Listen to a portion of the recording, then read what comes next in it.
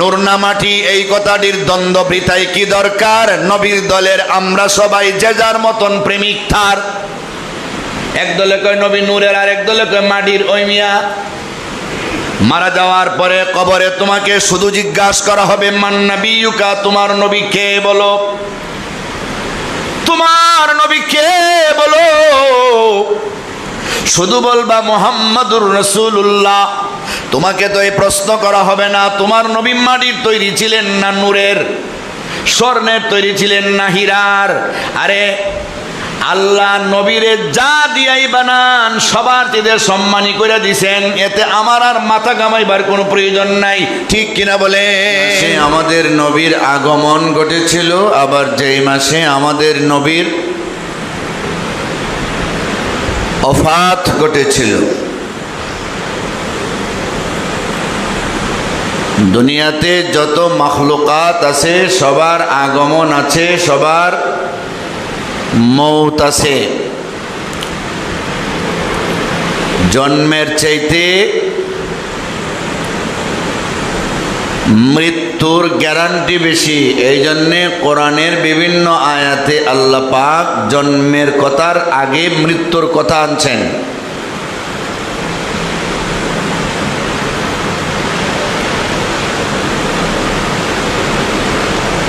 আল্লাহ রব্বুল আলামিন মানুষকে যে মারবেন এর মধ্যে কোনো সন্দেহ নাই।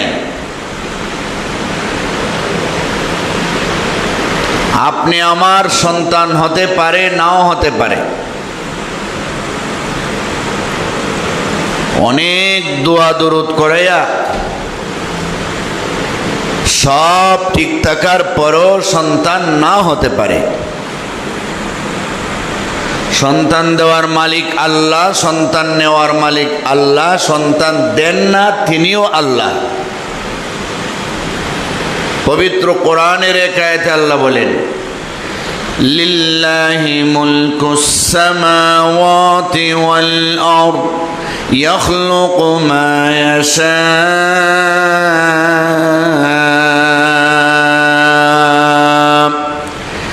يهب لمن يشاء إناثا ويهب لمن يشاء الذكور أو يزوجهم ذكرانا وإناثا ويجعل من يشاء عقيما إنه عليم قدير।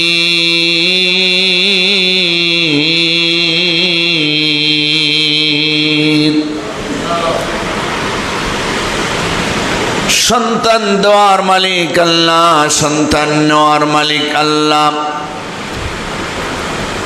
যার মনে চায় সন্তান একটা দিবেন, দুইটা দিবেন, 10টা দিবেন, 20টা সন্তান দিবেন। যারে মনে চায় ছেলে দিবেন, যারে মনে চায় মেয়ে দিবেন, যারে মনে চায় ছেলে মেয়ে সব দিবেন। আল্লাহর যার ব্যাপারে ইচ্ছা জাগবে না তার ছেলে মেয়ে একটাও দিবেন না, সেটা আল্লাহ পাকের ইচ্ছা। সন্তান চাইলে আপনি পাইতেও পারেন, নাও পাইতে পারেন। স্বামী স্ত্রীর সব ঠিক থাকার পরেও সন্তান নাও হতে পারে। কিন্তু যারা দুনিয়াতে আগমন করছে সে যে একদিন মরতে হবে এর মধ্যে কোনো সন্দেহ নাই। সে যে একদিন মরতে হবে এর মধ্যে কোনো সন্দেহ নাই। মরণের স্মরণটা অনেক বড় ওয়াজ। কাফা বিল মাউতি ওয়াইজা। মৃত্যুর স্মরণটা, মৃত্যু দেখাটা, মৃত্যু হওয়াটা, মৃত্যুকে বিশ্বাস করাটা ওয়াজের জন্য যথেষ্ট।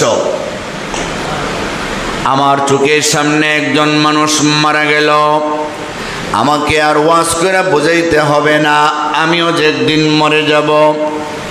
আমার চোখের সামনে একজন মানুষকে কাপন দিয়ে প্যাকেট করে ফেলা হলো, আমাকে আর ওয়াজ করে বোঝাতে হবে না, আমিও একদিন কাপনের প্যাকেটে ঢুকে যাব। আমার সামনে একজন লোককে কবরস্থ করা হলো, আমাকে আর ওয়াজ করে বোঝাতে হবে না, আমিও একদিন ওই অন্ধকার কবরে যেতে হবে। যেই কবরে কোনো সাথী নাই, যেই কবরে কোনো বাতি নাই, যেই কবরে অন্ধকার, যেই কবরে কোনো বিছানা নাই, যেই কবরে সাপ আর বিচ্ছু কামড়াবে। কবর প্রতিদিন ডাকতে বলবে, বলে আনা বাইতুল ওয়াহদা, আমি একা একার ঘর, একা একা থাকতে পারবা না, সাথী সঙ্গে নিয়ে এসো। আনা বাইতুজ জুলমা, আমি অন্ধকার ঘর, অন্ধকারে থাকতে পারবা না রে, আলো নিয়ে এসো। আনা বাইতুত তুরাব, আমি মাটির ঘর। ও আল্লাহর বান্দা বান্দিরা রে, পালং আর বিছানা ছাড়া থাকতে পারো না, বিছানা ছাড়া খালি মাটিতে কেমনে থাকবা? কবরে আসার আগে আগে বিছানা নিয়ে এসো। আনা বাইতুল আফাই ওয়াদ্দিদান, আমি সাপ বিচ্ছু আর কীট পতঙ্গের ঘর।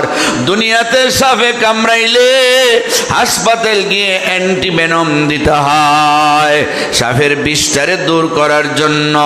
হয় আমার কবর সাপে ভরা, তোমারে কামড়াইলে কেমনে বাঁচবারে?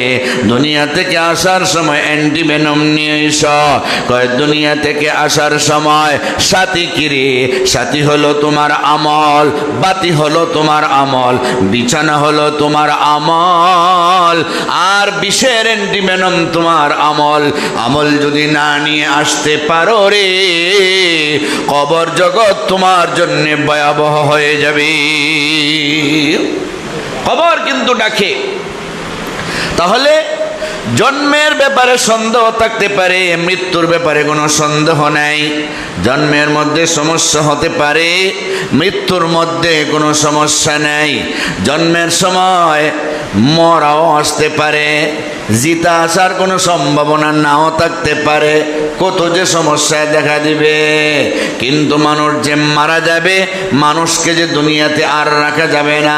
রাতের বেলা মরলেই জোহরের আগে তারে দাফন করে ফেলা হয়। সকালবেলা মরলে জোহরের নামাজের পরে তার জানাজার টাইম ঘোষণা করা হয়। পাড়াপড়শি আইসা বলবে আর দেরি করা যাবে না, লাশরে দেরি করা ঠিক না, তাড়াতাড়ি দাফন করে ফেলো, তাড়াতাড়ি কবরস্থ করে ফেলো। আরে এই রাইতের আগেও যে লোকটা কোটি কোটি টাকার মালিক, যার একটা দস্তখতে ব্যাংক থেকে কোটি কোটি টাকা উত্তোলন করা হয়েছে, কিন্তু মাত্র কয়েক সেকেন্ডের ব্যবধানে লোকটি মারা যাওয়ার কারণে আর তার দস্তখতের কোনো দাম নাই। তার সমস্ত সম্পত্তি বিনা দরখাস্তে, বিনা দানপত্রে অটোমেটিকলি তার ফিউচার জেনারেশন আপনজনরা মালিক হয়ে যায়। তার আর কোনো মালিকানার বদলিও করে দিতে হয় না, এটার কোনো প্রয়োজন হয় না। লোকটা এখন কবরের বাসিন্দা। তাহলে মানুষ যে মারা যাবে এর মধ্যেও কোনো সন্দেহ নাই। নবীজি দুনিয়াতে আসছিলেন যার উসিলায় আসমান জমিন চন্দ্র সূর্য লৌহ কলম নবমণ্ডল ভূমণ্ডল সব সৃষ্টি করা হয়েছে। সেই মহামানব দুনিয়াতে আসার পরে দায়িত্ব যখন শেষ, আল্লাহ পাক মহামানব রে দুনিয়া থেকে উড়ে নিয়ে গেছেন। যেই মাসে নবীর আগমন, যেই মাসে নবীর ওফাত, সেই মাসের নাম রবিউল আউয়াল। সেই মাসের নাম হচ্ছে রবিউল আউয়াল মাস।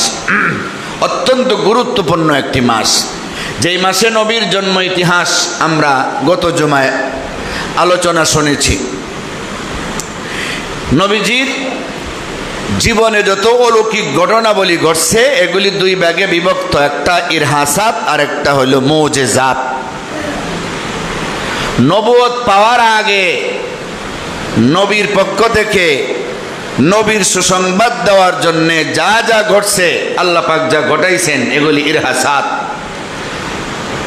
নবুয়ত পাওয়ার পরে অলৌকিক যা ঘটছে এগুলির নাম মুজিজাত।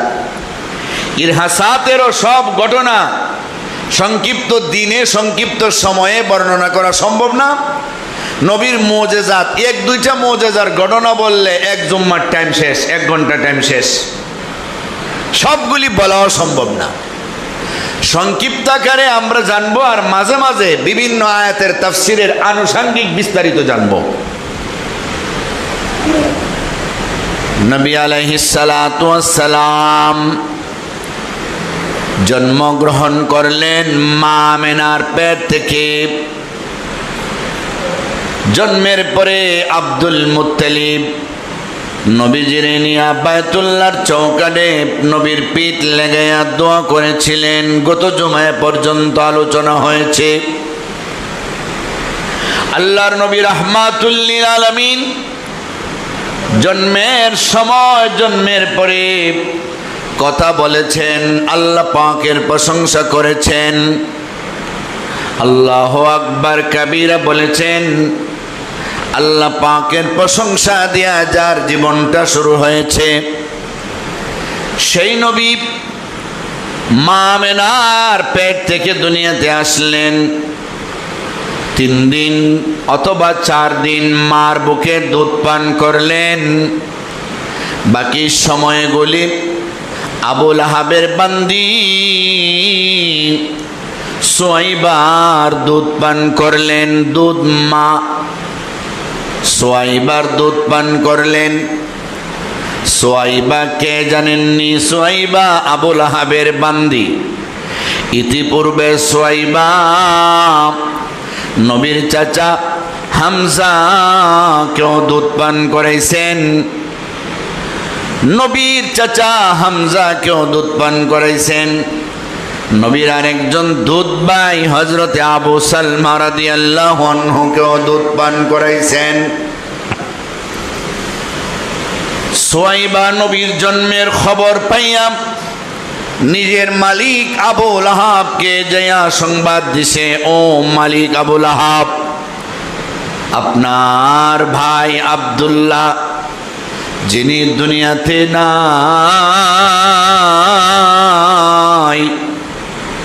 আব্দুল্লাহর ঔরস থেকে, আমেনার গর্ভ থেকে আপনার একটা ভাতিজার জন্ম হয়েছে। ও আবু লাহাব,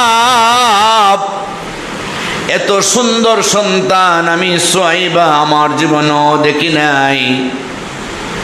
এত সুন্দর সন্তান আমার জীবনে আর দেখব কিনা সন্দেহ আছে। এমন সুন্দর একটা সন্তান হইছে তোমার ভাইয়ের ঘরে, তোমার ভ্রাতুষ্পুত্র। এই সুসংবাদ দেওয়ার কারণে আবু লাহাব খুশি হইয়া তার একটা আঙ্গুল দিয়া ইশারা দিয়া কয়, এরে বান্দি সুয়াইবা, তুমি যে আমারে সুসংবাদ দিলে, আমাদের ফ্যামিলির একটা নিয়ম আছে, কেউ যদি সুসংবাদ দেয় তারে কিছু হাদিয়া দিতে হয়, পুরস্কৃত করতে হয়।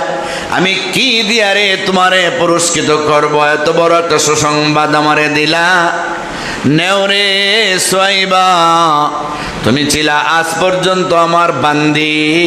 আমার ভাতিজার জন্মের সুসংবাদ প্রাপ্ত হইয়া আমি তোমাকে আজাদ করে দিলাম, আজাদ করে দিলাম। আজাদ করে দিয়েছে। আবু লাহাব কালেমা পড়ে নাই, মুসলমান হয় নাই, বান্দি সুয়াইবাকে আজাদ করে দিয়েছে। কেউ যদি কোনো ভালো কাজ করে, কেউ যদি কোনো ভালো কাজ করে, এই ভালো কাজের ফলাফলটা 2 ভাগে বিভক্ত। একটা হচ্ছে দুনিয়াতে ফলাফল পাবে, আরেকটা হচ্ছে আখেরাতে পাবে। দুনিয়াতেও পাইতে পারে, আখেরাতেও পাবে। আখেরাতে পাওয়ার জন্য শর্ত হইল ঈমান। কেউ যদি ইমানদার হইয়া, আল্লাহ বিশ্বাসী হইয়া যদি ভালো কাজ করে, দুনিয়াতেও তার প্রতিদান পাবে, পরকালেও আল্লাহর জান্নাত পাবে। আর কেউ যদি ভালো কাজ করে বেঈমান অবস্থা, ঈমান যদি না থাকে, তার ভালো কাজের প্রতিদান পাবে, দুনিয়াতে পাবে, বড় জোর কবর পর্যন্ত পাইতে পারে, কিন্তু পরকালে হাসরের মাঠেও পাবে না, জান্নাতও পাবে না। আবুল আহাবের একটা ভালো কাজের প্রতিদান আমরা ইতিহাস চাইলে দেখি, কবর জগৎ পর্যন্ত পাইছে। আবুল আহাবকে তার ভাই হযরত আব্বাস রাদিয়াল্লাহু তাআলা আনহু ইন্তেকালের পরে, আবুল আহাবের ইন্তেকালের পরে স্বপ্নে দেখলেন। জিজ্ঞাসা করলেন, ও ভাই আবুল আহাব, তুমি কেমন অবস্থায় আছো? কয়, আমার অবস্থা ভালো না, আমি শুধু কষ্ট আর কষ্ট পাই, আমি শুধু শাস্তি আর শাস্তি পাই। কিন্তু যেই সোমবারে আমার ভাতিজা মুহাম্মদ ইবনে আব্দুল্লাহ জন্মগ্রহণ করেছিল, তার জন্মের সুসংবাদ আমার বান্দি সুয়াইবা আমারে দিয়েছিল। আমি যে আঙ্গুলটা দিয়া ইশারা দিয়া আমার ভাতিজার জন্মের সুসংবাদ পাইয়া বান্দি সুয়াইবারে আজাদ করে দিয়েছিলাম, সপ্তাহের প্রতি সোমবারের ওই টাইমে ওই আঙ্গুল পরিমাণ আমার একটু পানি পান করতে দেওয়া হয়, আমার বড় মজা লাগে, আমার বড় শান্তি লাগে, এছাড়া আমার আর কোনো শান্তি নাই। সুবহানাল্লাহ। নবীর জন্মের ইতিহাস জানার মধ্যে অনেক সওয়াব, অনেক লাভ, উম্মতের জন্য অনেক ফায়দা। ঈমান তাজা হবে, মজবুত হবে। তবে জন্মের ইতিহাসের মধ্যে আমল করার কিছু নাই। আমল করতে হলে তো এইভাবে আমাদের জন্ম হতে হবে, এইভাবে আমাদের বেলায় অলৌকিক ঘটনা ঘটতে হবে, এইরকম কোনো সুযোগ নাই। জন্মের খুশি হইয়া যদি আমরা শুধু পাগল পারা হইয়া নাচতে থাকি আর আমল যদি না করি, তাহলে আমরা এর বিনিময়ে আল্লাহর কাছে কিছু পাবো না। হ্যাঁ, যদি আমল ঠিক রাখিয়া নবীর জন্মের জন্য আমরা পাগল পারা হই, খুশি হই, সীমারেখার ভিতরে যদি আমরা মহব্বত দেখাই, তাহলে আমাদের সব কিছুর দাম আল্লাহর কাছে আছে। কেউ যদি তার স্ত্রীকে ভালোবাসতে বাসতে বাসতে বাসতে শেষ পর্যন্ত বলে ফেলে, তোমাকে আমি এত ভালোবাসি, মনে হয় তোমার আমি আম্মা কুইয়া ডাকতাম, বলেন দেখি এটা কি ভালোবাসা হবে? বউরে ভালোবাসতে বাসতে যদি আম্মা কুইয়া ডাকে, আম্মা তো ভালোবাসার ওই শব্দ, আম্মার চাইতে ভালোবাসার আর কে আছে? মায়ের চাইতে ভালোবাসা আর কারে আপনি করতে পারেন, কারে দিতে পারেন? পৃথিবীর সেরা তো মা। বউরে ভালোবাসতে বাসতে তো আম্মা ডাকতে পারেন না, এর বিধান নাই।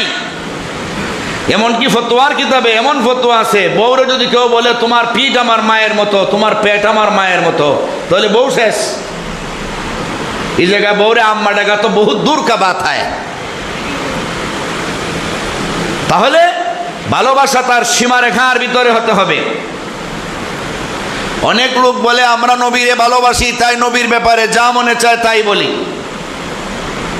এটার নাম ভালোবাসা নয়। যা মনে চায় তা বলা যাবে না। নবীজি যা মনে চায় তা বলার জন্য কোরআন হাদিস রেখে যান নাই। কোরআন হাদিস রেখে গেছেন এর গণ্ডির ভিতরে, তাইকে আমি ভালোবাসতে হবে। মাকে যেমন বউ বলা যাবে না, বউকে যেমন মা বলা যাবে না। যদিও তোমার ভালোবাসা থাকে, শরীয়তে যাকে যেখানে রাখার মতো আল্লাহ এবং নবীজি ব্যবস্থাপত্র দিয়ে গেছেন তাকে সেখানে রাখতে হবে। আল্লাহকে নবী বলা যাবে না, মাখলুক বলা যাবে না, নবীকে আল্লাহ বলা যাবে না। যার যার জায়গায় সম্মান ঠিক রাখতে হবে। আল্লাহ আল্লাহই, আল্লাহর সমান কেউ নাই, আল্লাহর চাইতে বড় কেউ নাই। এর পরে যিনি সবার বড় তিনি হলেন মুহাম্মদুর রাসূলুল্লাহ সাল্লাল্লাহু আলাইহি ওয়াসাল্লাম। নবীকে সম্মান করতে করতে আল্লাহর সমান বানানো যাবে না, করলে কিন্তু শিরিক হইয়া সব শেষ হয়ে যাবে। এই জন্য সব মাপকাঠি আমাদের ঠিক থাকতে হবে, সব মাপকাঠি আমাদের ঠিক থাকতে হবে, না হলে কিন্তু উপায় নাই। আমাদের সমাজে ভুল বোঝাবুঝির কারণে অনেক সময় অনেক সমস্যার দেখা দেয়। ভুল বোঝাবুঝির কারণে দলাদলি কত কিছু। কয়েকদিন আগে জাগ্রত কবি মুহিব খান একটা কবিতা লিখছেন সমস্ত মানুষের দলাদলিরে নিরসন করার জন্য। সব আসলে তো আমরা সবই এক, কের মধ্যে কোনো দলাদলি থাকার কথা না। শিরিক কুফরি বাদ দিলে সব মুসলমান আমরা এক। এই এক থাকাটা আমাদের ইচ্ছার উপরে, আমরা ইচ্ছা করলেই থাকতে পারি। মিলাদ কিয়াম তর্ক বাহাস চলছে ভীষণ চতুর্দিক, হাজির নাজির বাদ দিলে বাই দাঁড়িয়ে বসে সবাই ঠিক। মিলাদ কিয়াম নিয়ে তর্ক, একদলে কয় আমরা বইয়া, আর একদলে কয় আমরা খারইয়া। আসেনি না নাই? নবীর উপরে দুরুদ আপনি বৈশাও পড়তে পারেন, দাঁড়াইয়াও পড়তে পারেন, কোনোটারে আপনি জরুরি মনে করতে পারেন না। নবীরে হাজির নাজির মনে করতে পারেন না। হাজির নাজির একমাত্র কে? আল্লাহ। নবীরে আপনি সালাম দিতে পারেন আল্লাহর মাধ্যমে, আল্লাহ ফেরেশতার মাধ্যমে পৌঁছাইবেন। আল্লাহরে বলতে পারেন যে আমার সালাত সালাম আপনি নবীর কাছে পৌঁছে দেন। আর সরাসরি দিতে চাইলে আপনি রওজা শরীফে যাইতে হবে এখনের অবস্থায়। এটা হলো সিস্টেম। তাহলে নবী আমার এখানে আমার দুরুদ পড়লে আমার মসজিদে আমার বাড়িতে নবী হাজির হয়েছেন এই নিয়তে যদি কেউ দাঁড়ায় তাহলে তো গুনাহ। আর এছাড়া নবীর উপরে দুরুদ পড়েন, আপনি ঘুমাইয়া পড়তে পারেন, বৈশা পড়তে পারেন, দাঁড়াইয়া পড়তে পারেন, যে কোনো ভাবে আপনি দুরুদ পড়তে পারেন, সব কিছুর সুযোগ আছে। সুবহানাল্লাহ বলেন।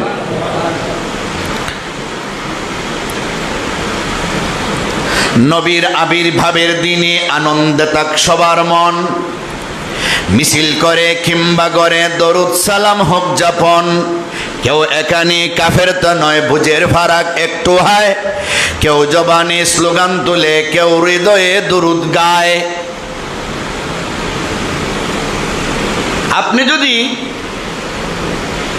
মিছিল দিতে হয় অথবা বাড়িতে দুরুদ পড়তে হয়, নিয়ম ঠিক রেখে যদি করেন সবটাই ঠিক। নিয়মের ব্যতিক্রম করলে মিছিলেও যেমন ঠিক নাই, বাড়িতেও ঠিক নাই। নবীর জন্য দুরুদ গাইতে গিয়া এই মাস আসলে পরে বিভিন্ন শহরে মিছিল হয়, ঈদে মিলাদুন নবীর নাম দিয়ে মিছিল। বাড়া কইরা আনা হয় পাকিস্তান থেকে লোক, নবীর বংশ কইয়া, দাড়ি নাই, নামাজ নাই, রোজা নাই, সারা বছর তারা উল্টা পাল্টা করে চলে। নিজের দেশে নিজের কোনো দাম নাই, অস্তিত্ব নাই। বাংলাদেশে বাড়া করে আনিয়া গাড়ির মধ্যে বসাইয়া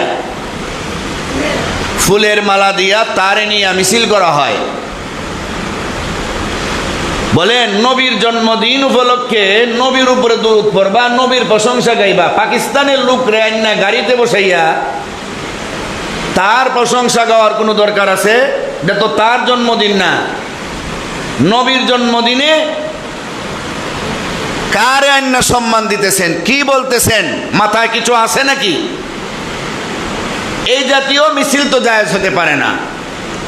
আপনি যদি রাস্তা দিয়ে মিছিল করেন আর যান আর বলেন সবাই একতালে তালে আল্লাহুম্মা সাল্লি আলা মুহাম্মাদ ওয়া আলা আলি মুহাম্মাদ কামা সাল্লাইতা আলা ইব্রাহিম ওয়া আলা আলি ইব্রাহিম ইন্নাকা হামিদুম মাজিদ।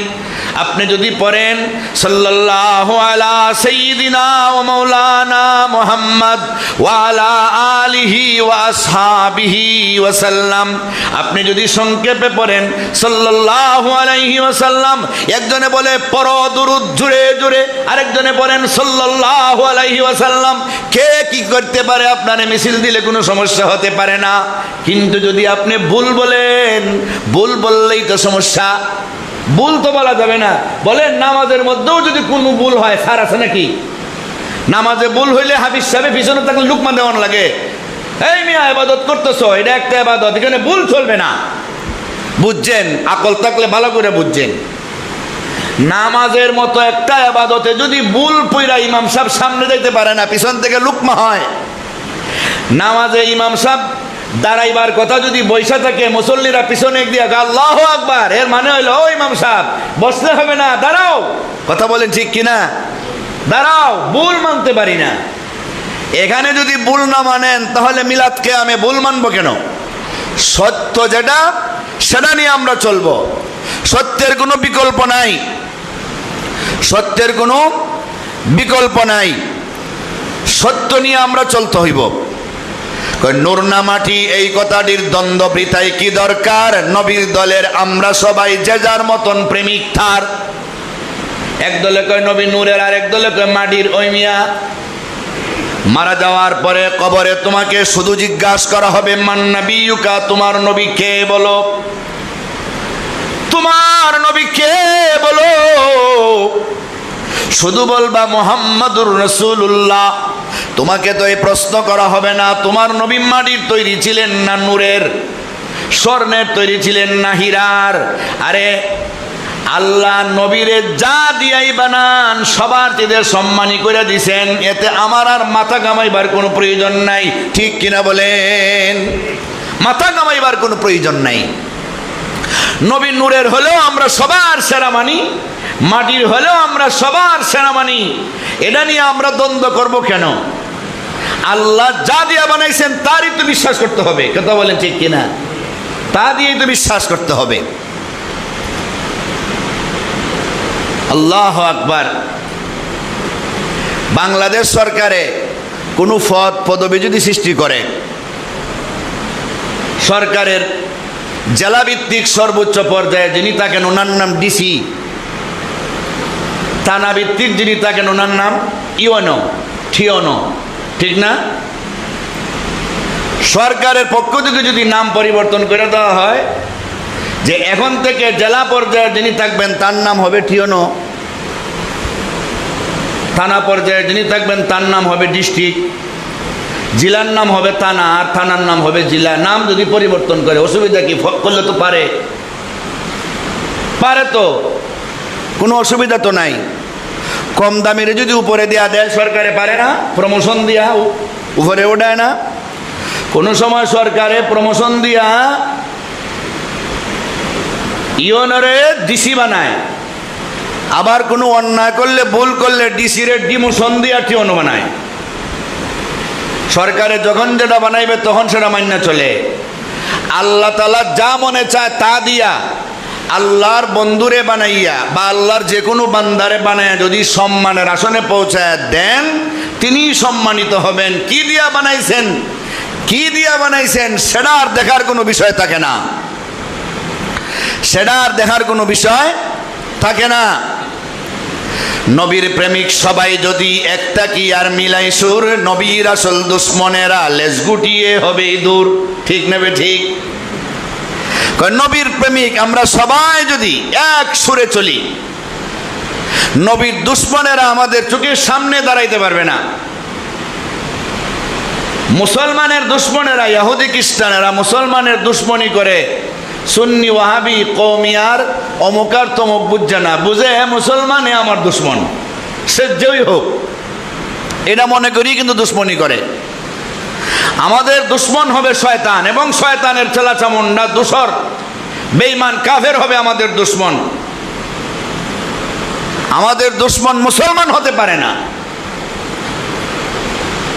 বুঝের অভাবের কারণে মানুষ আজকে অনেক দূরে। সুন্নি কি আর ওয়াহাবি কি, আমরা সবাই মুসলমান, আমরা লড়ি হাততালি দে বিধর্মী আর নাফরমান। সবাই আমরা মুসলমান। আমরা যখন দ্বন্দ্ব করি বেঈমানেরা কয় লাগাই দিছি দলে দলে, লাগাই দিছি নিজের মধ্যে, হাসাহাসি করে, উল্টা পাল্টা করে, কত কিছু যে করে। পাগড়ি সাদা সবুজ কালো যে যার খুশি পরলে হয়, জুব্বা না হয় কুর্তা পরি সুন্নাহ থেকে বাইরে নয়। পাগড়ি আপনি সাদা লাগান, কালো লাগান, সবুজ লাগান, পাগড়ি তো পাগড়ি। জুব্বা পরেন, পাঞ্জাবি পরেন, কুর্তা পরেন, পরেন। ইহুদি খ্রিস্টানের পোশাক তো আর পরছেন না, যে অমুকের টুপি উঁচা, অমুকের টুপি নিচা, অমুকের পাগড়ি এমন, অমুকের পাগড়ি তেমন।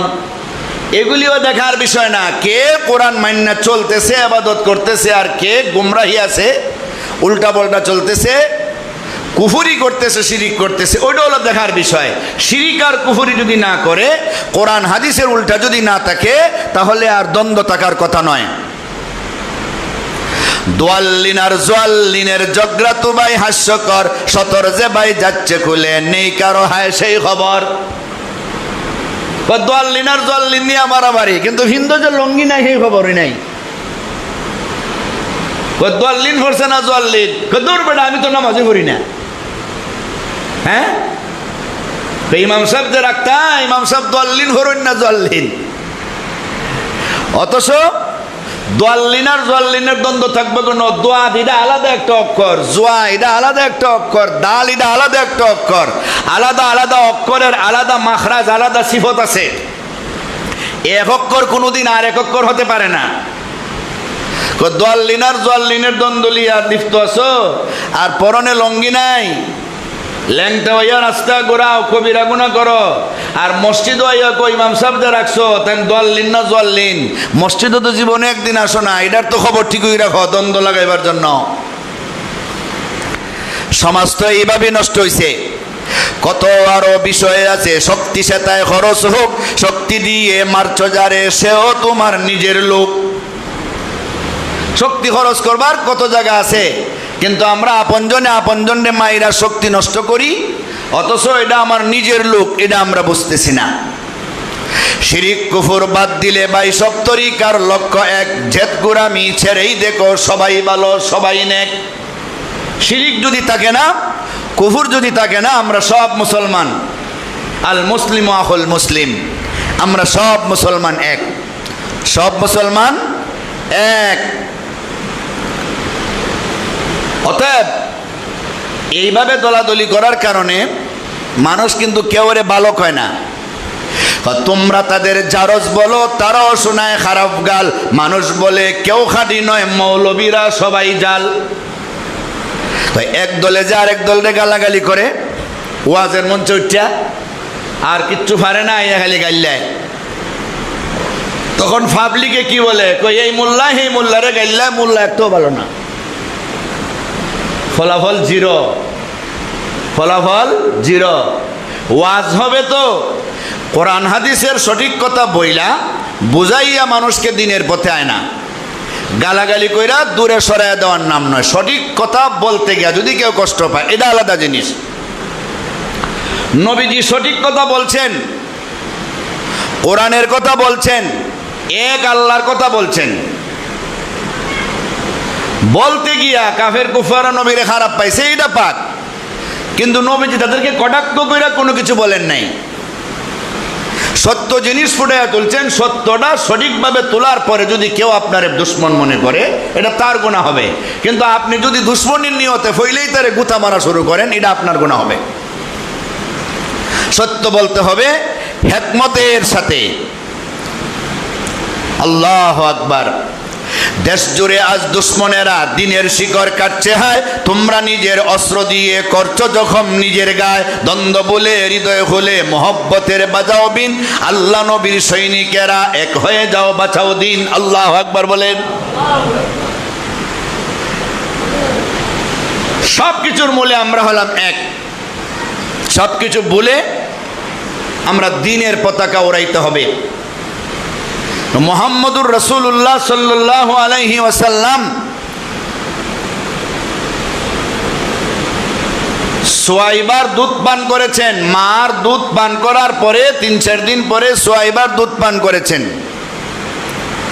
আবুল আহাব সুয়াইবারে মুক্ত করে দেওয়ার কারণে বেঈমান থাকার পরও কবরে হইলেও কিছু সময়ের জন্য সে শান্তি পাইতেছে, কিন্তু পরকালে জান্নাত পাইতে হলে নবীর দ্বীন মানতে হবে, ইসলাম মানতে হবে, কুফরি আর শিরিক থাকা যাবে না। আবু তালিবের মতো লোক সারা জীবন নবীর পাশে থাকছেন, কিন্তু কলিমা না পড়ার কারণে, ঈমান না থাকার কারণে তিনি বেঈমান, তিনি জাহান্নামে জ্বলতে হবে।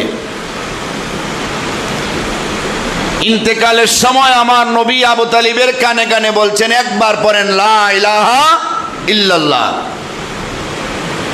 ওনার দলের লোকেরা ওনারে কয়, মৃত্যুর সময় ধর্ম ত্যাগ করো না, তোমার বাবা আব্দুল মুত্তালিবের ধর্মের উপরে থাকো।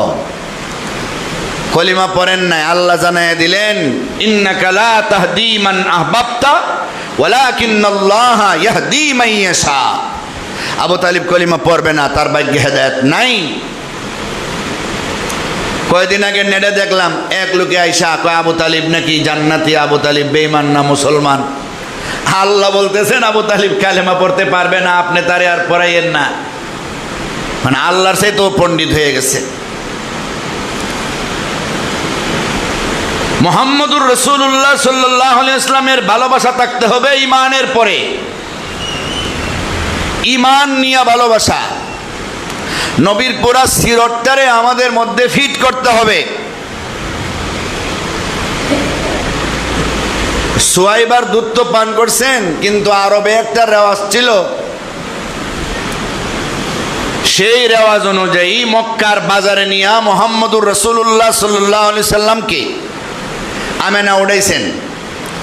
বনি সাদ গোত্র থেকে মহিলারা দলে দলে আসতো দুধ পান করাইবার জন্য, সন্তান নিত। দুধ পানের বিনিময়ে তারা কিছু পাইত। অনেক মহিলারা আসতেন।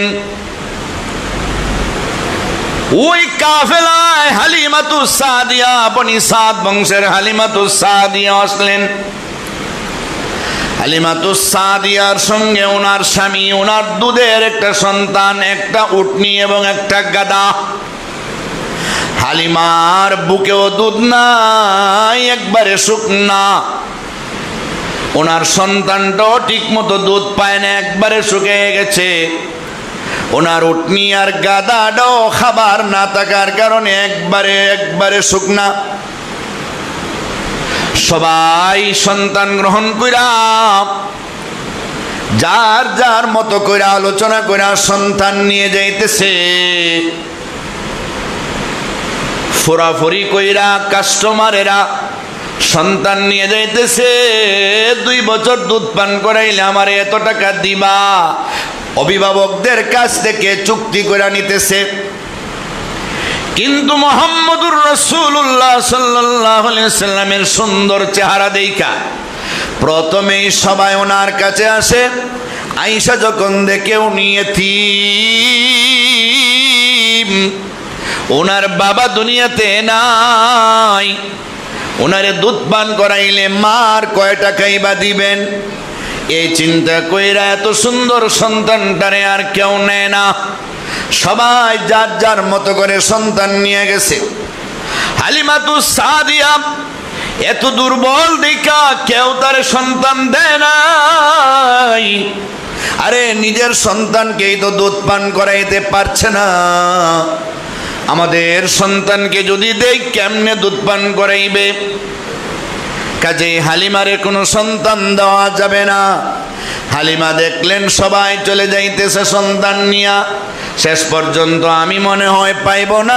হঠাৎ করে গায়েবী একটা আগ্রহ ওনার মনের মধ্যে জাগছে, আগ্রহ, নবীজির প্রতি তার ভালোবাসা জাগছে। স্বামীর সঙ্গে পরামর্শ করে বলতেছে, ওয়াল্লাহি লা আযহাবান্না ইলা যালিকাল ইয়াতীম ফালা আখুযান্না ক্বালা লা আলাইকা আইয়াজআল লানা ফীহি বারাকা। স্বামী গো, আপনি যদি আমারে বাধা না দেন গো স্বামী, আমার মনে প্রবল আগ্রহ, আমার মনে প্রবল ইচ্ছা, আমি ওই এতিম বাচ্চাটারে নিতে চাই, আমি ওই এতিম বাচ্চাটারে দুধ পান করাইতে চাই। আপনি যদি আমারে অনুমতি দেন। স্বামী ডাকদা বলে, লা আলাইকা, কোনো অসুবিধা নাই, ওই এতিম সন্তানটারে তুমি গ্রহণ করো, ইনশাআল্লাহ আশা করা যায় আইয়া জালালানা ফিহি বারাকা, আল্লাহ আমাদের জন্য এর মধ্যেই বরকত রাখছেন। আমেনার সাথে কথাবার্তা চুক্তি কইরা হালিমাতুস সাদিয়া নবী মুহাম্মদুর রাসূলুল্লাহরে কোলে নিলেন। যেই মাত্র হালিমাতুস সাদিয়া, সবাই আল্লাহু আকবার করে ডাক দেন, হালিমাতুস সাদিয়া কোলে নিছে। যার বুকে একটা ফোঁটা দুধও ছিল না, তার বুকটা দুধে বইরা গেছে। যার উটনির উলানে একটা ফোঁটা দুধও ছিল না, উটনিটার দুধও বইরা গেছে। তাদের গায়ে শক্তি এসে গেছে। মুহাম্মদুর রাসূলুল্লাহ সাল্লাল্লাহু আলাইহি ওয়াসাল্লামকে পেট ভরাইয়া হালিমাতু সাদিয়া দুধ পান করাইছে, নিজের বাচ্চাটারও দুধ পান করাইছে। উটের দুধগুলি দহন কইরা স্বামী স্ত্রী নিয়া সবাই মিল্লা খাইছে। কাফেলার লোকেরা চলে যাইতেছে, অনেক আগে তাদের ফেলে দিয়ে আসার সময় তাদের এই বাহনগুলি দুর্বল থাকার কারণে পিছনে পিছনে আসছিল। কাফেলার লোকদের সাথে আসতে পারে নাই, কিন্তু এবার সবার পিছনে রওনা হইয়াও কাফেলার উট আর গাদারে ছাড়িয়া তারা অনেক আগে চলে যাইতেছে। কাফেলার মহিলারা জিজ্ঞাসা করে, ওগো হালিমাতু সাদিয়া, তোমার উটনি ছিল দুর্বল, তোমার গাদা ছিল দুর্বল, আমাদের সঙ্গে তুমি হাইটা আসতে পারো নাই, দৌড়াইয়া আসতে পারো নাই। কিন্তু ব্যাপার বুঝলাম না, এই মুহূর্তে আমাদের পিছনে রওনা হইয়া আমাদের সবার অগ্রগামী হইয়া তুমি চলে যাইতেছ, এত শক্তি তোমার উটে আর গাদায় কেমনে আসলো? হালিমাতু সাদিয়া ডাকতে বলে, তোমরা যেই মুহাম্মদ ইবনে আব্দুল্লাহ রে ইয়েতিম মনে করে কেউ গ্রহণ করো নাই, আমার দিলের তামান্না নিয়া, আমি স্বামীর পরামর্শ নিয়া আমি ওই ইয়েতিম বাচ্চাটারে কুলে নেওয়ার কারণে আমার বুকটাও দুধে বইরা গেছে, আমার উটনির দুধটাও দুধে বইরা গেছে। আমার এই বাহনগুলির মধ্যে আল্লাহ শক্তি দান করেছে, আল্লাহ আমারে এমন বরকত দিয়েছে, তোমাদের শক্তিশালী কাফেলার উটগুলির পিছনে ফেলাইয়া আমরা মুহাম্মদের বরকতের সামনে চলে এসেছি। হালিমাতু সাদিয়া যখন সন্তান নিয়া বাড়িতে গেছেন, এলাকার মধ্যে বিরাট বড় হাহাকার, মেঘ নাই, বৃষ্টি নাই, জমিনের মধ্যে কোনো ঘাস নাই, উট বকরি ছাগলেরা কোথায় ঘাস খাবে? কিন্তু মুহাম্মদুর রাসূলুল্লাহ সাল্লাল্লাহু আলাইহি ওয়াসাল্লামের বকরিগুলি, মানে মুহাম্মদুর রাসূলুল্লাহর দুধ মা হালিমার বকরিগুলি ওনার সন্তানেরা রাখার জন্য নিয়ে যায়। ওখানে এরা গিয়া ঘাস খায়, দেখা যায় জমিনটা একবারে সাদা, ময়দানটা সাদা, কোনো ঘাস নাই। কিন্তু বাড়িতে আসার সময় ছাগলগুলি পেট বইরা আসে, অন্যান্য বাড়ির মানুষের ছাগলগুলির পেট ভরে না। সবাই কয়, হালেমার বকরিগুলি পেট ভরে, আমাদের বকরিগুলি পেট ভরে না কেন? হালেমার বকরিগুলি যেখানে নিয়ে রাখে আমাদের বকরিটাও সেখানে নিয়ে রাখতে হবে। হালেমা গো, তোমার এই বরকত কেমনে আসলো গো? কয়, মুহাম্মদ ইবনে আব্দুল্লাহরে ঘরে আনার পর থেকে আল্লাহ আমার ঘরে বরকত পরিপূর্ণ করে দিয়েছে। হালিমাতু সাদিয়া বলেন, আমি মুহাম্মদ ইবনে আব্দুল্লাহরে প্রথম 2টা বছর লালন পালন করলাম, তারে দুধ পান করাইলাম, আমি দুধ পান করাইলাম। মুহাম্মদ কোনোদিন বিছানায় প্রস্রাব পায়খানা করে নাই, মুহাম্মদ কোনোদিন আমার কোলে প্রস্রাব পায়খানা করে নাই। অথচ আমার মুহাম্মদের সমবয়সী আর একটা সন্তান আছে, দুধ পান করার মতো, একটু পরে প্রস্রাব করে পায়খানা করে, তার প্রস্রাব পায়খানা পরিষ্কার করতে করতে আমি পেরেশান। কিন্তু মুহাম্মদের প্রস্রাব পায়খানা একদিনও আমি পরিষ্কার করতে হয় নাই। প্রস্রাব পায়খানার প্রয়োজন হলে একটু ইশারা দিয়ে বোঝায়, কান্নাকাটি করে, আমি মাটিতে নামাইলে প্রস্রাব পায়খানা করে। অন্যান্য সন্তানের প্রস্রাব পায়খানা মায়েরা সাফ করতে হয়, কিন্তু মুহাম্মদের প্রস্রাব পায়খানা আমি একদিনও সাফ করতে হয় নাই। মাটিতে পড়ার সাথে সাথে মাটি তা গ্রাস করে ফেলে। মানুষের প্রস্রাব পায়খানার দুর্গন্ধে বসা যায় না, কিন্তু মুহাম্মদের প্রস্রাব পায়খানায় মেশক অম্বরের চাইতেও সুগন্ধি পাওয়া যায়। হালিমাতু সাদিয়া বলে, আমার সন্তান মুহাম্মদকে আমি যেই দিন প্রথমে মক্কায় থাকতে আমার বুকে লাগাইছিলাম দুধ পান করার জন্য, যেই বুকে যেই দিকে আমি লাগাইছিলাম 2টা বছর পর্যন্ত দ্বিতীয় বুকে আর তার মুখ লাগাইতে পারি নাই। অথচ আমার অন্য সন্তান 2 বুকের দুধ পান করে। মুহাম্মদ একটায় যে প্রথম দিনে মুখ লাগাইছিল, দ্বিতীয়টায় আর মুখ লাগায় নাই। এই ইনসাফটা কে শিক্ষা দিল? আল্লাহর নবীরে ছোট ছোটবেলা থেকে ইনসাফগার বানিয়ে দিলেন। আরে তিনি হবেন বিশ্বজাহানের ইনসাফকারী। তিনি যদি দুধ মার দুয়োটা বুকের দুধ পান করে ফেলে, তাহলে তার দুধ ভাই কোনটা পান করবে? সেই চিন্তা ছোটবেলা থেকেই। হালিমাতুস সাদিয়া নবীজিরে 2 বছর দুধ পান করাইয়া নিয়ে আসলেন বাড়িতে আমেনার কাছে সমঝায় দেওয়ার জন্য। চুক্তি ছিল 2 বছরের। এবার বলতেছেন, ও আমেনা আপু, আপনার সন্তানটারে আপনি রাখেন। ঠিক আছে, রাখলাম। আপনার সন্তান এমন সুন্দর কেমনে হইল? এত সুন্দর সন্তান আমি সারা এলাকায় দেখলাম, গ্রাম এলাকায় আমার নজরে পড়ে না, আমি দেখি না এমন সুন্দর সন্তান। আমেনা কয়, দেখবা কেমনে? তুমি থাকো গ্রামে, আমি থাকি শহরে। শহরের সন্তানেরা সুন্দর থাকে, এমন সুন্দর সন্তান আমিও আজ পর্যন্ত কোনোদিন দেখি নাই। জিব্রাইল ডাকতে বলে, দেখবা কেমনে? আমি নূরের 600 পাখা দিয়া সারা পৃথিবী ঘুরাইছি, আজ পর্যন্ত মুহাম্মদের মতো সুন্দর কোনো সন্তান আমার নজরে পড়ে নাই। আল্লাহ ডাকতে বলেন, জিব্রাইল রে, কেমনে তোমার নজরে পড়বে? আমি আল্লাহ তো আমার বন্ধুর মতো সুন্দর কেউ রে বানাই নাই, কেমনে তোমার নজরে পড়বে?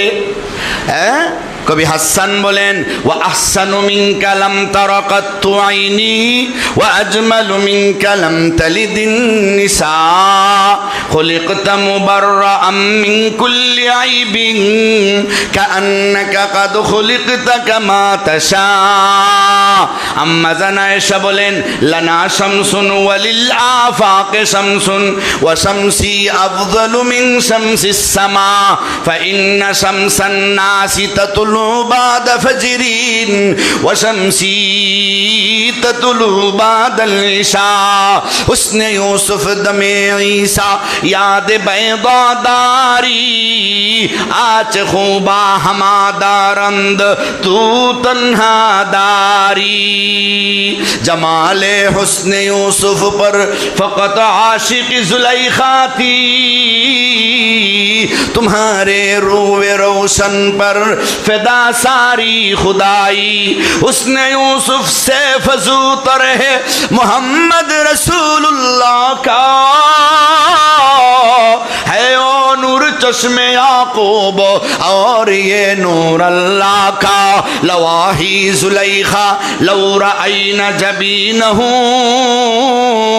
لأثرن بالتقطی الصدور علی الیدی اللہ اکبر بولیں নবীর থেকে সুন্দর কোন সন্তান পৃথিবীতে নাই, কোন মা আজ পর্যন্ত জন্ম দেয় নাই।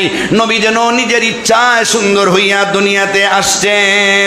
কেউ যদি বলা হয় তুমি ইচ্ছা অনুযায়ী যদি বলো তুমি কিরকম সুন্দর হইবা, আল্লাহ তোমারে তোমার ইচ্ছা অনুযায়ী সুন্দর বানাইব, তো আমারে কইলে তো আমি কইমু আমি সারা পৃথিবীর সবার যদি সুন্দর হইতে চাই। নবীজির বেলাও কবিরা বলেন, নবী যেন নিজের ইচ্ছায় সবার যদি সুন্দর হইয়া দুনিয়াতে আসছেন। সুবহানাল্লাহ, সবার যদি সুন্দর হয়ে আসছে। আমি না পগো আপনার সন্তান রে আমার এত ভালো লাগছে, আমার মনে চায় আরো যদি কিছুদিন আমাকে পালবার দায়িত্ব দেন, আমি পালতে চাই।